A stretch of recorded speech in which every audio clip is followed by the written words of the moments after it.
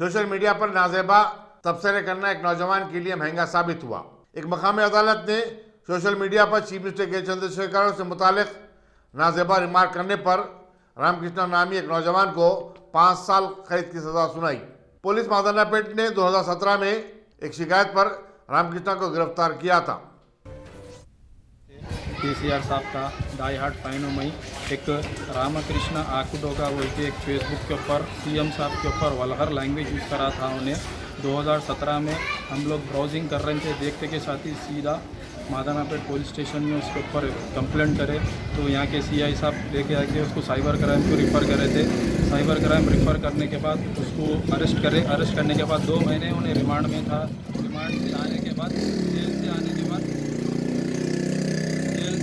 आज उसका जजमेंट था वो केस का। आज केस हम लोग जीत गए हैं, 5 साल की उसको सज़ा मिली। और आने वाले टाइम पे कोई भी किसी को भी वल्गर लैंग्वेज यूज़ करना, किसी को गलत कामेंट करना फेसबुक। సీఎం కేసీఆర్ పై అనుచిత వ్యాఖ్యలు చేసిన వ్యక్తికి కోర్టు 5 ఏళ్ల జైలు శిక్ష విధించింది. పూర్తి సమాచారం మా ప్రతినిధి సునీల్ అందిస్తారు. సునీల్.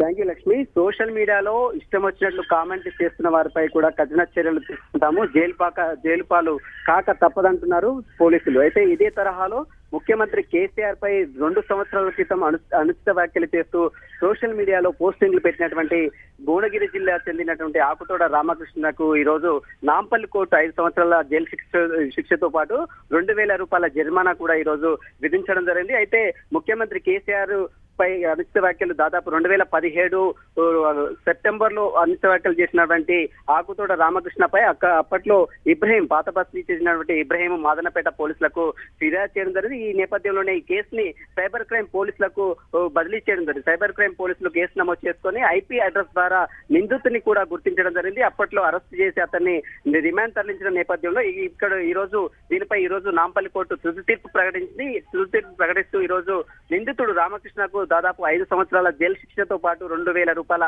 జరిమానా కూడా ఈ రోజు విధించడం. ఇక ఇలాంటి వారిపై సోషల్ మీడియాలో ప్రముఖులపై ఇంకా ఖచ్చితంగా ఇలాంటి వారిపై ఖచ్చితంగా చర్యలు తీసుకొని ఇక నుంచి సోషల్ మీడియాలో ఇష్టం వచ్చినట్టు కామెంట్ చేస్తే మాత్రం ఖచ్చితంగా చర్యలు తీసుకుని తప్ప అంటున్నారు పోలీసులు.